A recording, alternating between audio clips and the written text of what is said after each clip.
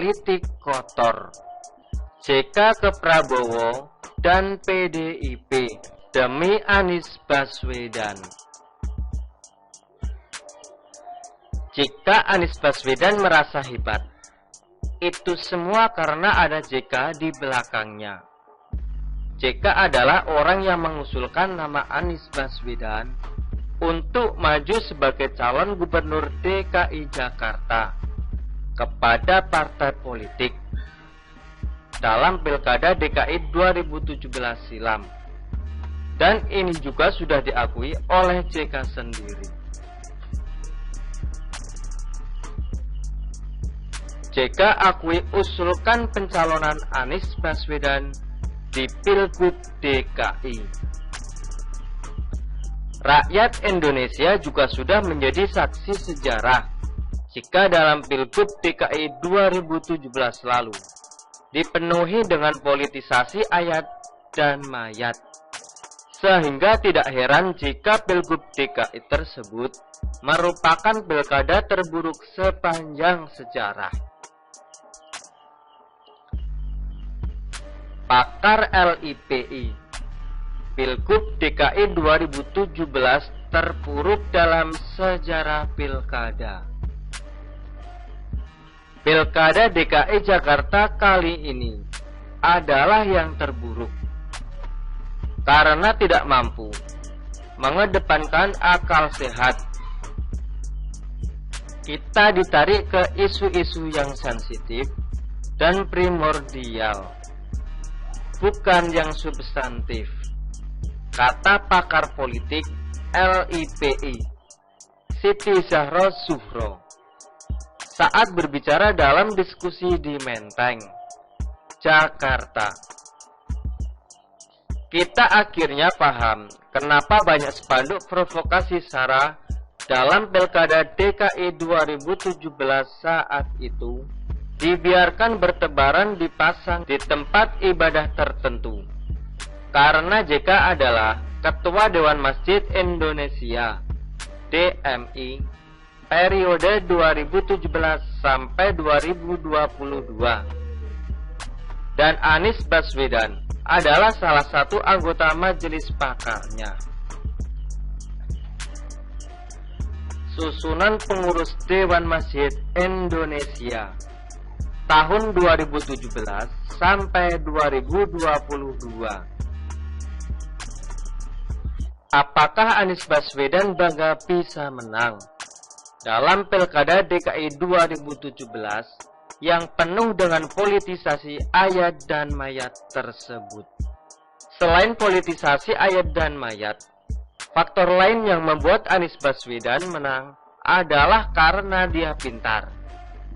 Maksudnya, pintar merangkai kata manis untuk membodohi rakyat awam Jakarta. Salah satu janji kata manis Anies Baswedan saat kampanyenya adalah tentang reklamasi. Saat kampanye, Anies Baswedan mengatakan, tolak reklamasi secara lantang. Bahkan, dia juga mengatakan jika reklamasi dilanjutkan, maka banjir semakin besar. Tetapi setelah Anies menang dan menjadi gubernur Jakarta, dia malah mengklaim jika reklamasi bisa menyelamatkan Jakarta dari banjir. Bahkan, tanpa malu atau tidak tahu malu, dia malah meresmikan jalan di Pulau Reklamasi. Apakah Anies tidak malu ingkar janji kampanye demi memperoleh kekuasaan jadi gubernur? Ingkar Anies di atas janji tolak reklamasi. Untuk menutupi fakta bahwa Anies sudah ingkar janji kampanyenya terkait reklamasi, JK pun sampai turun tangan. Ada yang tidak percaya? Coba saja perhatikan fakta tentang pembangunan Museum Sejarah Nabi di Indonesia. Pada September tahun 2019, museum ini akan dibangun di Cimanggis, Depok. Pada Desember tahun 2019, lahan untuk pembangunan Museum Nabi juga sudah disiapkan di Cimanggis, Depok, dan katanya segera dimulai. Tapi pada Februari tahun 2020, JK dan Anies Baswedan malah meletakkan batu pertama pembangunan Museum Nabi tersebut di lahan reklamasi Ancol. Museum Sejarah dan Kisah Nabi selain dibangun di Ancol, ada di mana saja. Jakarta. Masyarakat Indonesia, khususnya DKI Jakarta, mungkin segera memiliki museum sejarah dan kisah Nabi yang dibangun di lahan reklamasi kawasan Ancol. Pemprov DKI Jakarta sebelumnya mengatakan akan memanfaatkan perluasan lahan untuk kepentingan publik.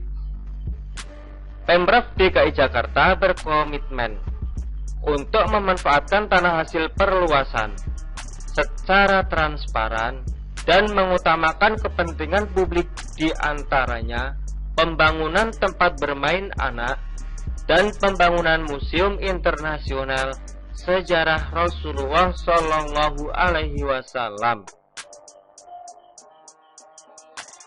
dan peradaban Islam di kawasan Ancol tersebut.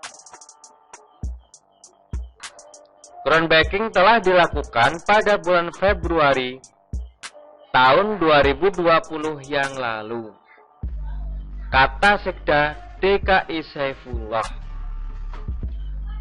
Sebelumnya pada tahun 2019, Dewan Masjid Indonesia (DMI) melakukan kerjasama dengan Liga Muslim Dunia dan Yayasan Wakaf As-Salam untuk membangun museum sejarah dan kisah Nabi terbesar di dunia. Museum akan dibangun di dekat lahan Universitas Islam Indonesia, Cimanggis, Depok. Beberapa waktu yang lalu, Anies juga sengaja mengadakan acara Formula E di lahan reklamasi. Anies rencanakan Formula E di Pulau Reklamasi. Politikus PDIP singgung isu lingkungan. Apakah jutaan rakyat Jakarta masih ingat jika Anies Baswedan sudah ingkar janji tolak reklamasi setelah ditutupi dengan berita pembangunan Museum Nabi dan acara Formula E di lahan reklamasi tersebut? Sudah saatnya rakyat Indonesia, khususnya rakyat Jakarta, berpikir kritis untuk melihat kepingan rangkaian peristiwa dan merangkainya jadi satu kesatuan yang utuh. Lalu, kenapa jika sangat mendukung Anies Baswedan? Sederhana saja. Apakah JK mau mendukung Anies Baswedan secara gratis? Tidak ada hal yang gratis dalam dunia politik. Dalam acara Formula E yang diselenggarakan oleh Anies Baswedan waktu lalu, banyak orang JK terlibat di dalamnya. Gerindra lumrah ada kerabat JK di balik Formula E di Jakarta. Anies dapat nama dari Formula E. Orang JK dapat kerjaan di acara tersebut. Rakyat Jakarta dapat apa? Setelah jabatan Anies Baswedan berakhir pada bulan Oktober 2022 nanti, lalu siapa yang harus membayar biaya komitmen free terkait Formula E sampai tahun 2024 nanti? Jangan mimpi jika Anies Baswedan mau membayar biaya komitmen free tersebut. melalui uang pribadinya. BPK DKI, Pemprov masih harus bayar 90 miliar rupiah. Komitmen free Formula E di 2024. Beberapa hari yang lalu, JK secara terbuka mengakui punya hubungan sejarah dengan Anies, terutama terkait Yayasan Paramadina. JK bicara kedekatan dan modal Anies jelang Pilpres 2024. Anies pernah menjadi rektor Universitas Paramadina, sementara jika hingga kini merupakan Ketua Dewan Pembina Yayasan Wakaf Paramadina. Itu tinggal masyarakat yang memilihnya. Bahwa saya dekat memang punya sejarah. Saya ke Paramadina itu sama-sama, ucapnya. Ada yang tahu kenapa JK begitu getol mendukung Anies Baswedan untuk maju sebagai Capres 2024 nanti? Apakah karena Anies Baswedan bisa dijadikan pion demi kepentingan politik pribadi JK? Jadi ingat, pernyataan seorang tokoh oposisi yang mengatakan bahwa bisnis yang dilakukan oleh JK adalah bisnis dagang kekuasaan. Sindir kekayaan Yusuf Kala, Rizal Ramli, bisnis kekuasaan atau peng-peng.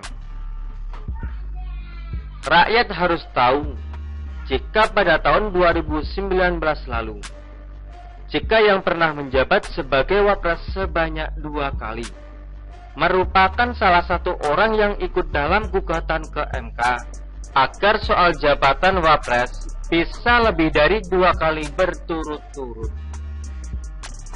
JK juga mengatakan bersedia mendampingi Jokowi lagi saat itu. Apakah ini artinya JK haus kekuasaan sehingga mau jadi Wapres lagi dan lagi? Dan beberapa hari lalu, JK mempertanyakan apakah Prabowo kembali ingin ikut maju dalam Pilpres 2024 nanti. Pak Prabowo kan yang sudah 3 kali ikut pilkada, pemilu, Pilpres, tapi belum berhasil. Apakah mau 4 kali?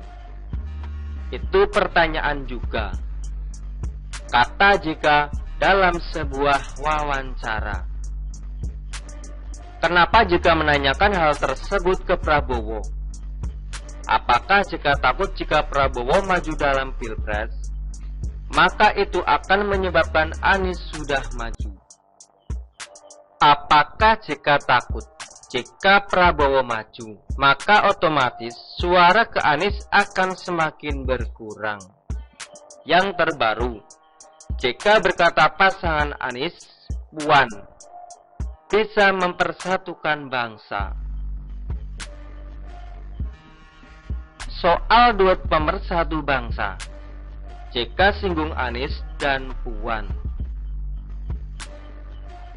Ada juga yang mengatakan Anies Ganjar atau Ganjar Anies sebagai pemersatu bangsa. Jadi memang ada menafsirkan seperti Anies dengan Ganjar atau Ganjar dengan Anies.